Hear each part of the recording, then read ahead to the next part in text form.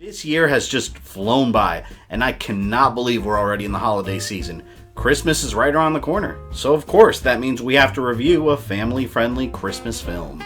I got a pile of Christmas movies here in front of me, so let's see what we choose. Home Alone 1 and 2. Love these movies, don't feel like talking about them. Let's see, we got Krampus, I talked about that already. National Lampoon's Christmas Vacation, great movie. Maybe next year.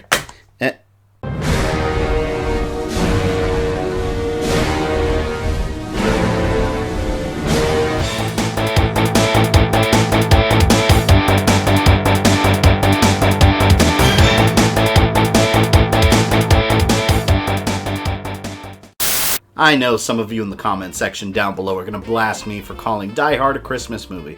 Listen, I totally get it. The movie came out in July in the middle of summer. The overall plot doesn't really focus on the Christmas holiday itself. And it's really just a story about cops and robbers. So before I start this review, I just want to make it clear that I totally understand and I really do respect your opinion. But you're wrong. It's the greatest Christmas movie of all time. Fight amongst yourselves in the comments. In fact, I bet it's going to sound a lot like this when I read through them. Wrong. That is absolutely wrong. Proved over and over again. Wrong. You're wrong. You're wrong. Nonsense. Well, look, could I just finish? I think I should. Wrong. I love this movie with every fiber of my being. I make sure to watch it every Christmas season on repeat. In fact, nothing brings the family closer together than an adrenaline-filled action movie with cheesy one-liners. Next time you have a chance to kill someone, don't hesitate.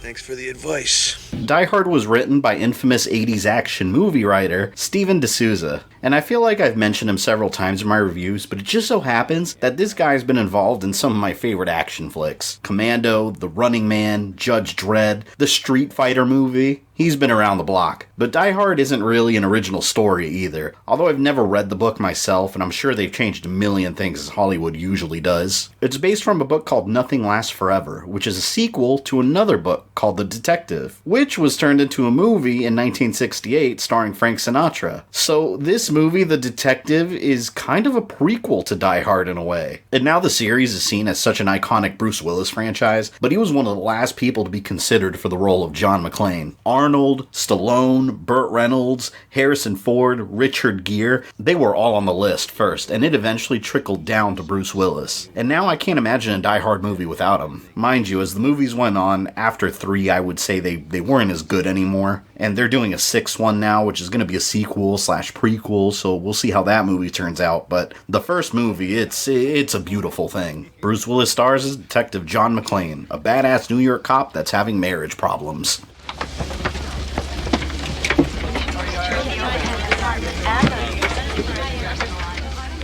It's okay, I'm a cop. His wife Holly got a cushy corporate job in Los Angeles at the Nakatomi Plaza and left to California with their kids. And now on Christmas Eve, her company's having a Christmas party, and John McClane flies over in an attempt to reconcile with his wife. And this also makes Die Hard kind of a fish out of water story. McClane's this hard-boiled detective. He's used to this urban New York City life, so when he gets to California, it's almost like an alien environment to him.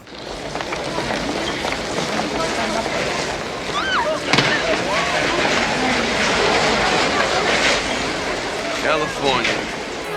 Oh, I'm sorry. Hey! Merry Christmas! Jesus. Fucking California. And his driver, Argyle, is entertaining as hell. He's just some nosy kid that asks way too many questions, that seems to enjoy life, and just wants to jam out to some tunes. So your lady live out here? About the past 6 months. Meaning you still live in New York? You always ask so many questions, Argyle. So you divorced? Just drive the car, man. Hey, come on, you divorced? You separated? She beat you up? She had a good job. Turned into a great career. In other words, you thought she wasn't gonna make it out here and she'd come crawling up back to you, so why bother to back, right? Hey, that'll work.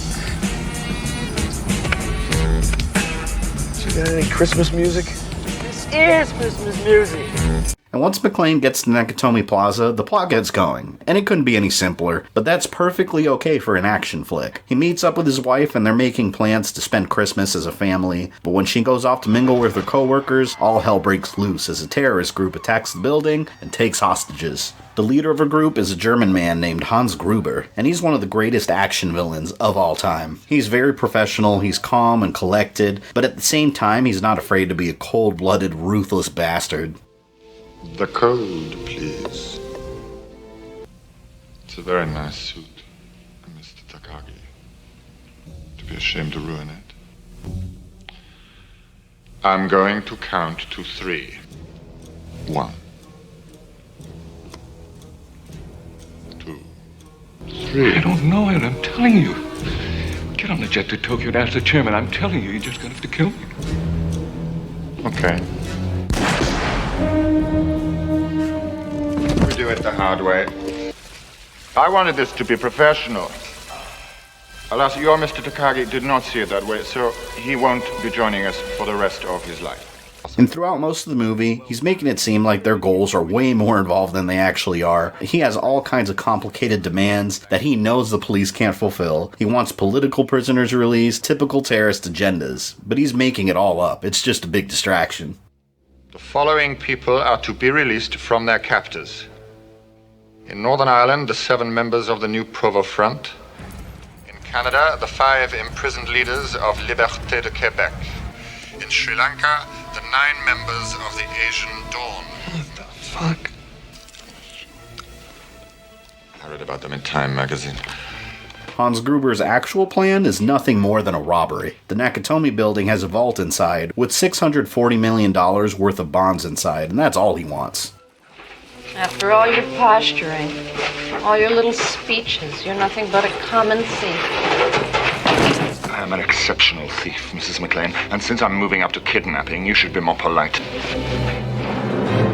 So they're trying to keep the police distracted until they can crack the vault. And the man responsible for getting the vault open is one member of his group called Theo. And I think Theo's hilarious. He's really the only member of this terrorist group that had any sort of personality besides the ringleader. He's this computer genius hacker, and he's so excited and energetic about the entire heist. Feeds Worthy on the break, over to AC, to Magic, then back to Worthy, right?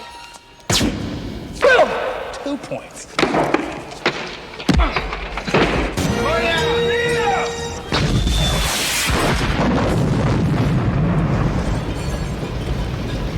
Oh my God, the quarterback is toast. All right. But where's John McClane during this heist? During the initial hostage taking, he hides, so they don't even notice that there's anyone else in the building. They have everyone else rounded up in the main lobby area, and McClane is just trying to figure out what the hell to do, making this one of the most unique action movies of all time. He's desperately trying to get a hold of the police because they have no idea at the beginning that anything's happening there. So he pulls the fire alarm, but the terrorists call off the fire alarm, and of course the police just turn around and leave. Oh, you stupid motherfuckers! No! Turn the fucking truck around! At this point, the bad guys know something's up, so they send Jeffrey Dahmer to look for whoever pulled the fire alarm. And this scene highlights how not invincible John McClane is. He has to take on this terrorist with no guns. They just get into this physical brawl, and he's just trying to keep this guy from killing him.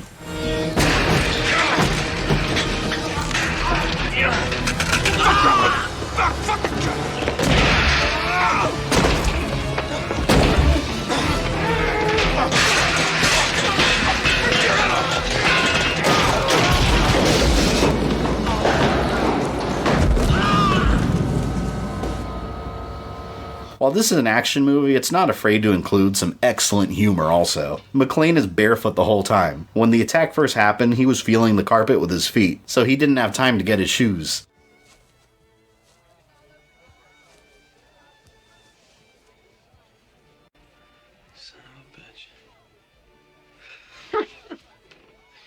So he tries to take the shoes from the guy that he just killed, but they don't fit. It's really subtle, easy to miss humor like this that I enjoy the most. And fun fact here, in the original novel, he couldn't bear the thought of wearing a dead man's shoes. So I think the explanation in the movie is far more entertaining. 9 million terrorists in the world, and I gotta kill one with feet smaller than my sister. Oh, and he also delivers a cheery Christmas gift, further proving that Die Hard is in fact a family Christmas film. We have left nothing to chance.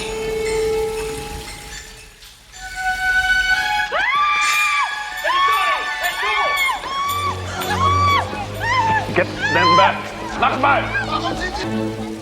Now I have a machine gun. Ho, ho, ho. McClane also steals a walkie-talkie and tries to get a hold of the police with it, and I have to say, the Los Angeles Police Department in Die Hard is one of the most incompetent movie police I have ever seen. Attention, whoever you are, this channel is reserved for emergency calls only. No fucking shit, lady! Do I sound like I'm ordering a pizza? If this is an emergency call, dial 911 on your telephone. Otherwise, I'll have to report this as an FCC violation. Fine, report me. Come the fuck down here and arrest me. Just send the police now.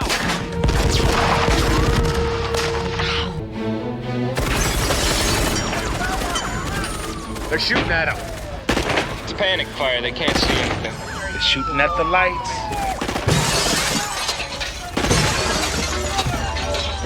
They're going after the lights. Call them back. Nothing he does gets their attention initially until Officer Carl Winslow, known as Sergeant Powell in this movie, goes there and everything seems fine, so he decides to leave until McClane chucks a dead guy at his car and they open fire. Let it snow, let it snow, let it snow.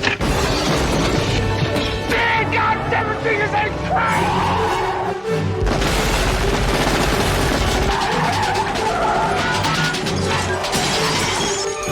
Welcome to the party, pal! And I love how McClane's driver, Argyle, is just sitting in his car listening to music. He has no idea all this chaos is going on outside.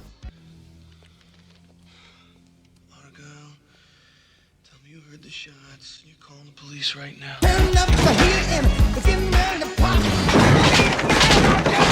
But once he does, he actually does something insane.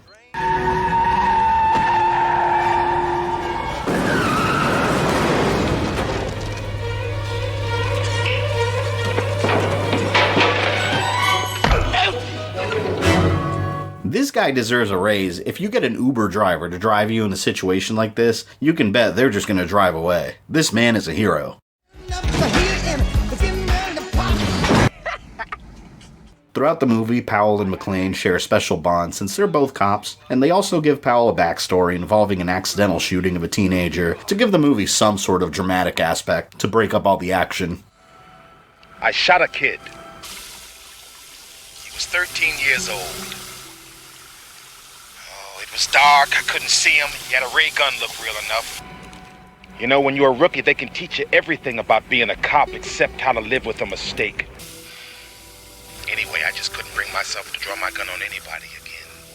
And John McClane goes through an incredible amount of crap throughout Die Hard, more so than any other action movie to date. Had this been an Arnold Schwarzenegger movie, Arnold would have been effortlessly blasting dudes left and right with little effort, but not McClane. This action hero is just a regular guy that found himself in a bad situation he didn't intend to be in. He's by himself just trying to survive against these terrorists that are trying to hunt him down, and he's got to take them out one by one on his own. He gets thrown around, he gets beaten up, he gets shot at, and since he's barefoot, all the broken glass everywhere cuts up his feet. By the end of the movie, he is beaten and bloodied. He is hurting. McClane going through this entire situation barefoot has become such an important part of the Die Hard experience. It even made it in the video game for the NES, where alongside your health bar for the character, there's also a foot meter that's basically your health bar for your feet. That's outstanding game design and attention to detail right there. But even with all these obstacles in a way, the guy's unstoppable. He somehow survives encounter after encounter, jumping through elevator shafts, crawling through air vents, and even creates an explosive C4 computer monitor chair. So you take this under advisement, jerkweed. Geronimo, motherfucker.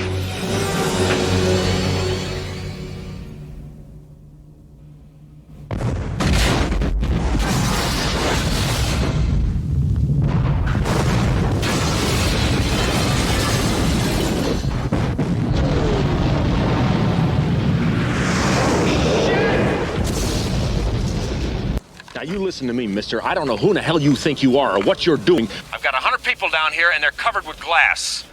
Glass? Who gives a shit about glass? You listen to me, you little asshole. I'm a... Asshole? I'm not the one who just got butt fucked on national TV, Dwayne.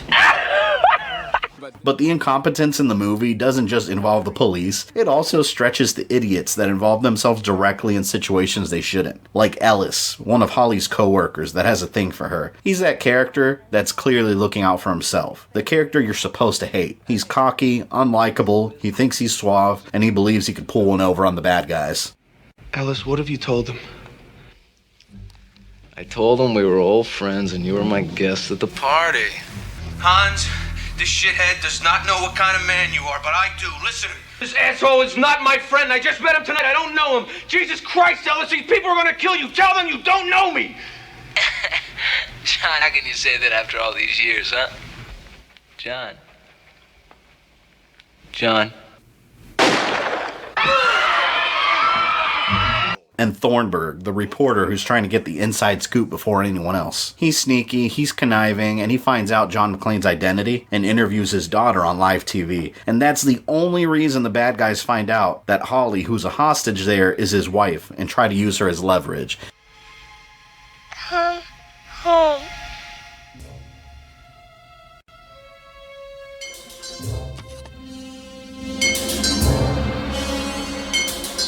Mrs. McClane. How nice to make your acquaintance. Thornburg is a dick. With all this chaos going on, McClane also finds out that the terrorists have no intention of letting everyone go. They led the survivors to the roof, but they also wired the roof to explode. So he's out there trying to yell at everyone to come back inside, and the FBI is flying around in a helicopter and they see this crazy man shooting in the air. Nail that sucker!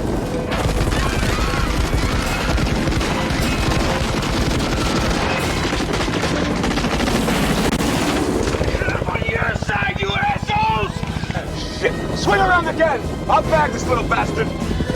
John McClane cannot catch a break. After getting fired at for looking like a terrorist, he jumps off the roof with a fire hose, and he breaks through the glass, and then almost falls back outside when he's being dragged through the window. I can't think of any other action hero that has taken this amount of punishment throughout their movie. Did I mention before that I love Die Hard? It's such a satisfying action movie, and in the final confrontation with Hans Gruber, it plays out like so many other movies of the time. I could probably make a top 100 list of villains that fall to their deaths. RoboCop did it, Ninja Turtles did it twice, Star Wars did it, and Die Hard joins the list. Yippee-ki-yay, motherfucker.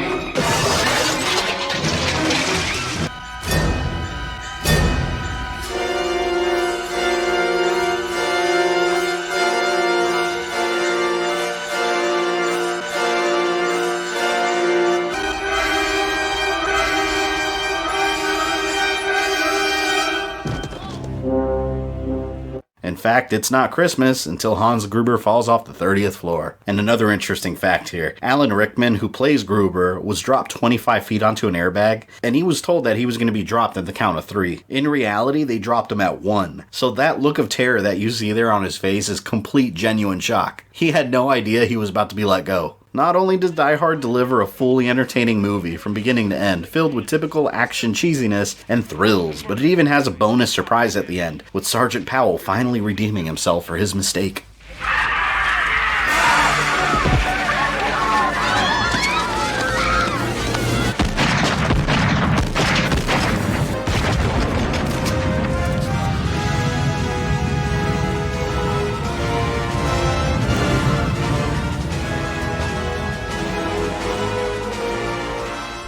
Over time, this movie has blown up and turned into an entire franchise, inspiring all kinds of rip-offs and knockoffs. One of the most obvious being Skyscraper, starring The Rock. I thought Skyscraper was a fairly entertaining movie, but man, some of those scenes were taken directly from Die Hard. But I hope this review has helped you relive the nostalgia of watching Die Hard for the very first time. And if you haven't seen it, even though I did spoil the most important plot points throughout this entire review, it doesn't matter. Go watch it. It's one of the best action films of all time, and it belongs in every single collection on the planet.